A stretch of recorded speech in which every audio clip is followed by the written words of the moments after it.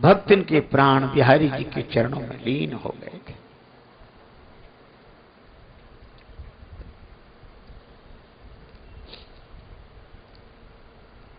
सब चारों तरफ हल्ला मचा, करेरा नगर के लोग आए, सब उसको लेकर गए।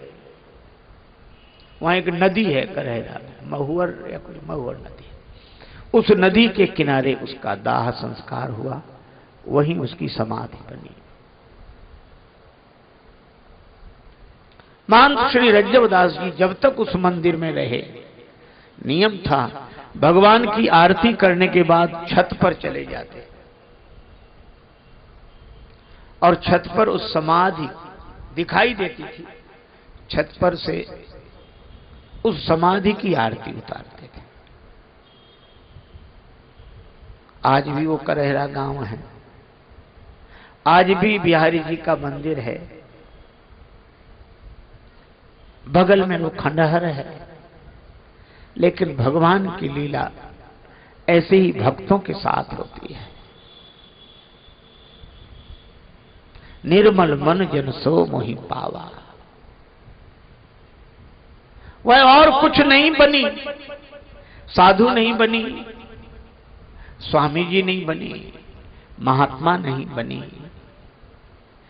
वह तो राम जी की बनी, बिहारी जी की बनी। देह के माला तिलक, देह के माला तिलक और छाप नहीं किसी काम के, प्रेम भक्ति के बिना नहीं, बिना प्रेम भक्ति,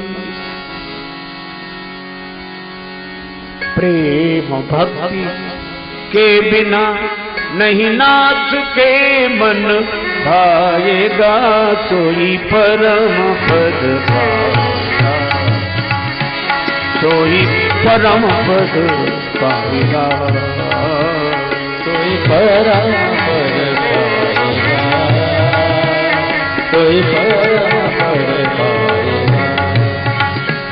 जो भजे हरि को सदा, जो भजे हरि को सदा, सोई परम पद पाएगा, सोई परम पद पाएगा, सोई परम पद पाएगा, सोई परम पद पाएगा।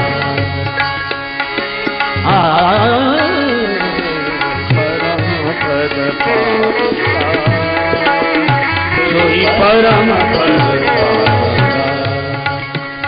जो भजे हरि को सदा, जो भजे हरि को सदा, कोई परम पद पाएगा, कोई परम पद पाएगा। पावेगा,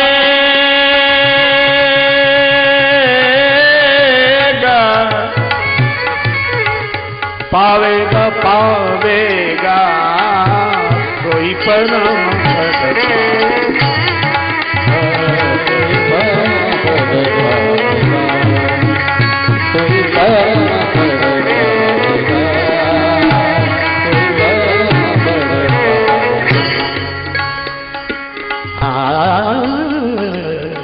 परम पद पाएगा, कोई परम पद पाएगा। देखो, संत महापुरुषों के संप्रदाय, संत महापुरुषों के मत सम्माननीय है। ये सब घाट हैं, इन घाटों से भगवान के प्रेम की नदी में उतरना है। और जो प्रेम की नदी में उतर गए, धन्य हो गए। अयोध्या पुरी भगवान श्री राम की जन्मभूमि, श्री अवध के एक बड़े सिद्ध संत बाबा श्री राम मंगलदास जी महाराज।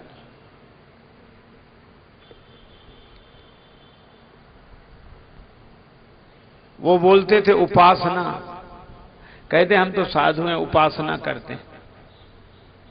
पूछा महाराज उपासना का अर्थ? कहने लगे हमारी उपासना का तो एक ही अर्थ है कि हमारे पास से कोई उपास ना हो तो उपासना हो गई। किसी का उपास ना हो, किसी का उपवास ना हो, कोई भूखा ना जाए, उपासना। हमें इतना बढ़िया अर्थ लगा बाबा की ये वाणी का, उपासना। और सचमुच उन्हें पता लग जाता था कि इस समय कौन भूखा है।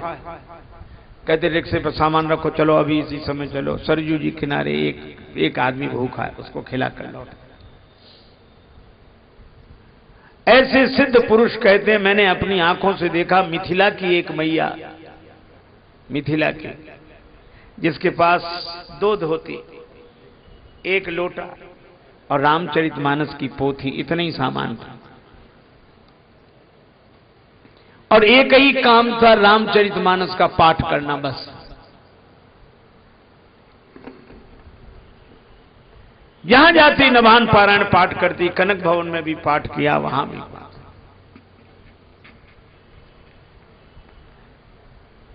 एक दिन बाबा रेल में बैठकर माघ मेला में जा रहे थे, इलाहाबाद, प्रयाग। संयोग से उसी डिब्बे में वो देवी बैठी। परिचय हुआ तो बाबा ने उससे कहा कि मैया कहां की रहने वाली हो? गुरुजी कहां है? गुरु स्थान कौन सा है? तो रामचरितमानस की पोथी माथे से लगाते हुए बोली, आंखों में आंसू भरकर, गुरु यही, गुरुद्वार यही।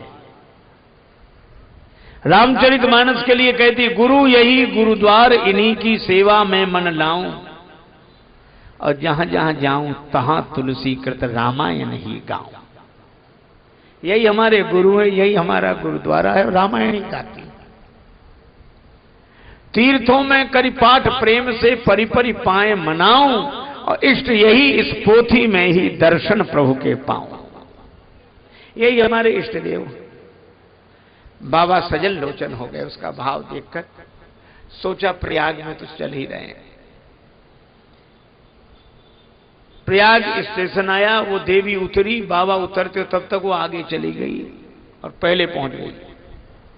बाबा रिक्शा से बाद में गए तो देखा वो नहा चुकी थी, आसन लगा के बैठी, रामचरितमानस की पोथी खुली हुई थी। तो बाबा ने कहा देखना चाहिए, तो दूर आसन लगा के बाबा बैठ गए, दिखाई देता है। बाबा कहते हैं कि मैंने देखा एक आदमी निकला कोई उधर से, तो एक पत्ते के दोने में गुड़ दे गया, रख लिया, और उसने रामचरितमानस की पोथी उठाई और पोथी उठाकर भाव से एक दोहा कहा, राम बाम दिस जानकी लखन दाहिनी ओर, ध्यान सकल कल्याणमय सुरतर तुलसी तोर। बाबा कहते मैंने अपनी आंखों से देखा और कानों से सुना, श्रवणों से सुस्पष्ट दृष्टि जागृत सो देख रहे, बिना किसी हवा के ग्रंथ के सुपृष्ठ क्षण एक फड़फड़ा रहे। ग्रंथ के पृष्ठ फड़ फड़ फड़ फड़ फड़ होने लगे और पृष्ठ भये शांत। तो मैंने देखा तीनों वेश कांतियुत राम लखन वैदेही समीप अति आ गए। ऐसे लगा जैसे सीताराम लक्ष्मण प्रकट हो गया।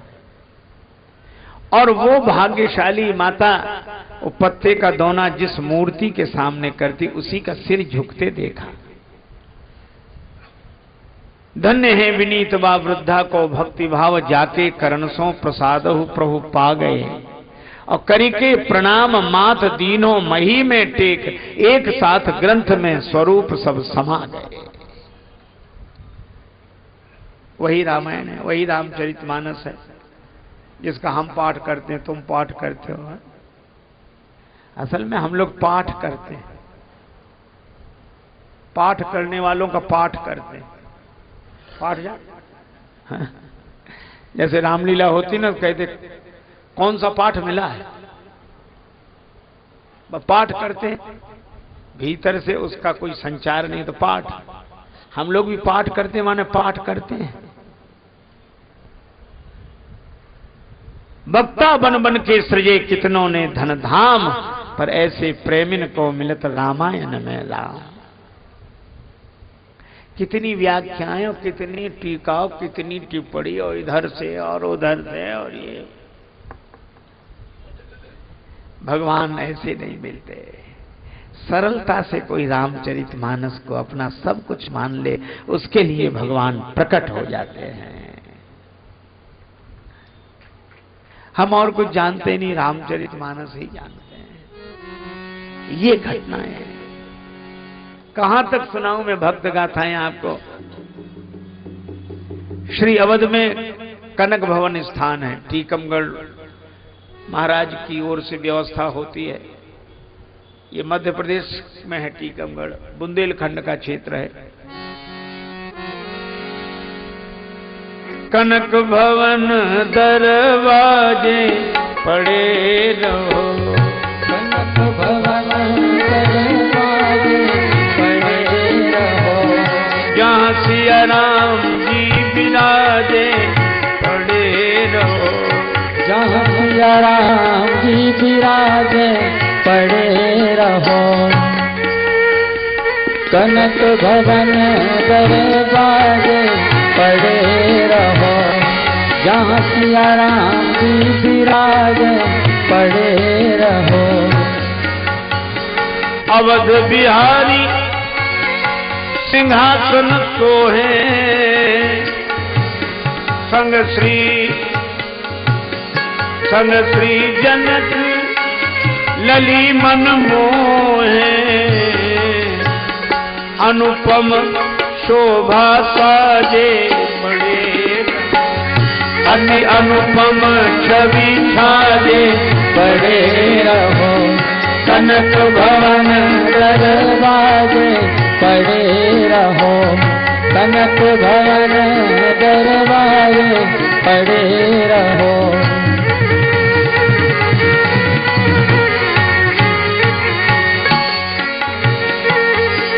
प्रभु श्री सीताराम जी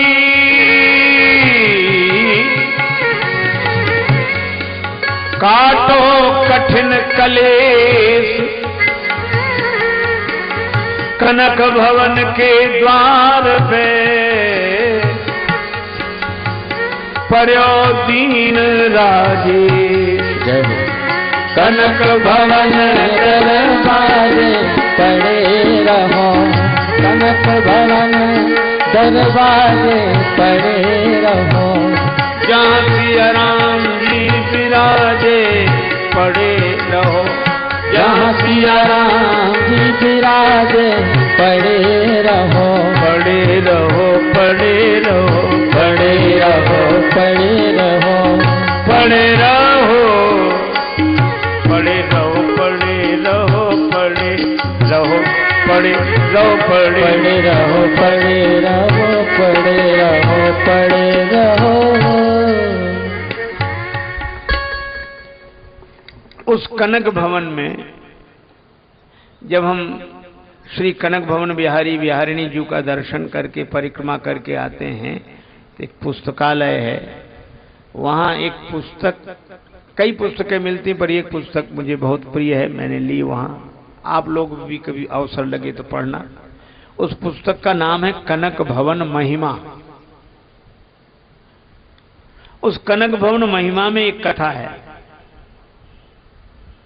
कनक भवन में भगवान की युगल मूर्तियां हैं जो स्थापित रहती हैं, वे मूर्तियां, और जो उत्सव आदि में चलती हैं, चल मूर्ति अचल मूर्ति। जो अचल मूर्तियां रहती वो रथ में बिठाई जाती हैं, और उन दिनों एक घोड़ी थी जो रथ में जोती जाती और रथ को लेकर चलती थी। कोई संस्कारी जीवात्मा थी, महात्माओं को देख के सिर झुकाने लगती, सीताराम सुनकर आंसू बहने लगते। संतों ने उसका नाम रख दिया श्यामाजू। लोग कनक भवन दर्शन के लिए जाते, श्यामाजू का भी दर्शन करके लौटते। कितनी भाग्यशाली है भगवान की सेवा में। दिन बीतते गए, बुढ़ापा आ गया श्यामा का। कनक भवन के मैनेजर ने सोचा इसे टीकमगढ़ वापस भिजवा दें, बूढ़ी है, वहां से किसी दूसरे अश्व की व्यवस्था हो जाएगी। स्टेशन के पास गए कनक भवन मैनेजर, रेल स्टेशन मास्टर के पास भाड़ा जमा किया, पूरी समस्या बताई, रेल से झांसी तक भिजवा देंगे, वहां से वो लोग ले जाएंगे। वो डिब्बा एक रिजर्व किया गया,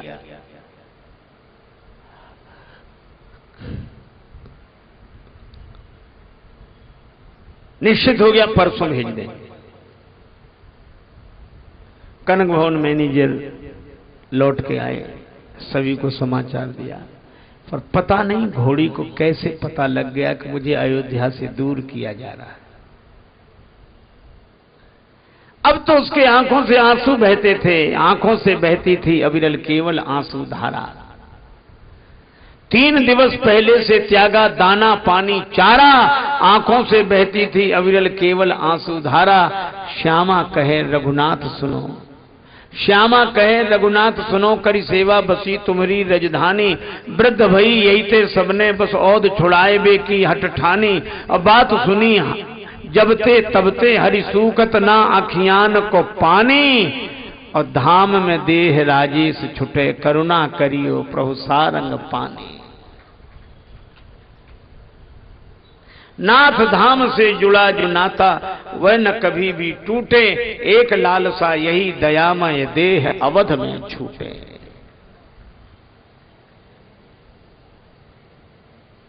लोगों ने कनक भवन मैनेजर से कहा कि घोड़ी की हालत बहुत खराब है, पानी नहीं पी रही है, चारा नहीं चल रही है।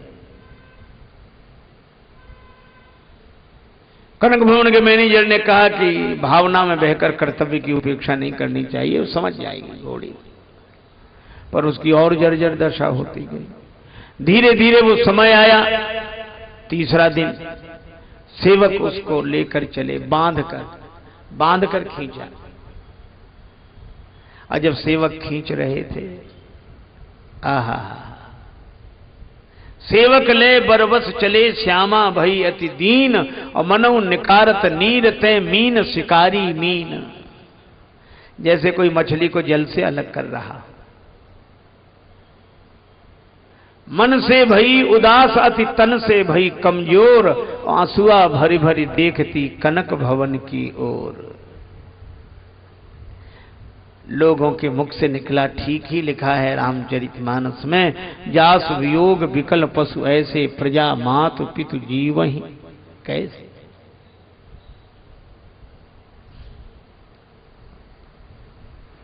ले गए, रोते बिलखते घोड़ी गई। पहले से ही डिब्बा तैयार था, उसमें डाल दिया, फाटक बंद कर दिया। उस डिब्बे को रात में आने वाली गाड़ी से जोड़ना था जो झांसी तक जाती। लोगों ने मैनेजर से कहा कि घोड़ी की हालत बहुत खराब है, रास्ते मर जाएगी।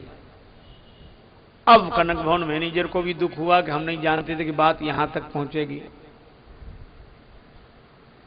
लेकिन क्या किया जा सकता है, भगवान अब क्या करें, भगवान की लीला से। मुर्दे के समान थी शांत पड़ी, मुर्दे के समान तो थी शांत पड़ी, उससे पर देह न छोड़ा गया। और तन तो मजबूर राजेश रहा, मन को नहीं भाव से मोड़ा गया। और पशु श्यामा की प्रीति से जो था जुड़ा, प्रभु से वह तार न तोड़ा गया। और करुणा निधि ऐसी करी करुणा, नहीं डिब्बा ही रेल में जोड़ा गया। रेल आई चली गई, डिब्बा जोड़ने की याद ही नहीं रही। अब सवेरे सवेरे ये डिब्बा, रेल कर्मचारियों को बुला के डांटा, दरवाजा खोलो। दरवाजा खुलवाया, श्यामा मरी पड़ी थी, अवध में ही शरीर छूटा। अब कनक भवन मैनेजर के पास खबर भेजी स्टेशन मास्टर ने, क्षमा करें हुई भूल हमी से किसको दोष लगाएं, श्यामा मरी पड़ी डिब्बे में, चाहें तो ले जाएं। कनक भवन मैनेजर ने अपने साथ कई लोगों को लिया, साथ लेकर चले। बड़े खुश हुए कि भगवान ने उसकी बात रख ली, कम से कम अवध में तो अंतिम संस्कार होगा। चलो चलो चलो चलो गए, बाहर निकाला, अकड़ गया था पूरा शरीर, मृत पड़ी। उसकी अंतिम यात्रा की तैयारियां होने लगी। तब तक कनक भवन के एक जमादार का नाम था गुरुदीन। गुरुदीन जमादार को पता नहीं क्या सूझा, उसने श्यामा के कान में मुंह लगाया और बोला, श्यामा जी उठ बैठिए, अब क्यों पड़ी उदास, राम कृपा से आपको मिलो अवध को बास। और उस जमादार के वचनों का ऐसा प्रभाव पड़ा, श्यामा के श्रवण परे जमादार के बैन, तो फिर से जीवित हो गई, खोल दिए दो नैन, दोनों नेत्र खोल दिए, जीवित हो गई। और जो देखा अयोध्या में, तो उछलते चल पड़ी। उन्हीं गलियों में प्यारी लागे अवध की बेगलियां, प्यारी लागे अवध की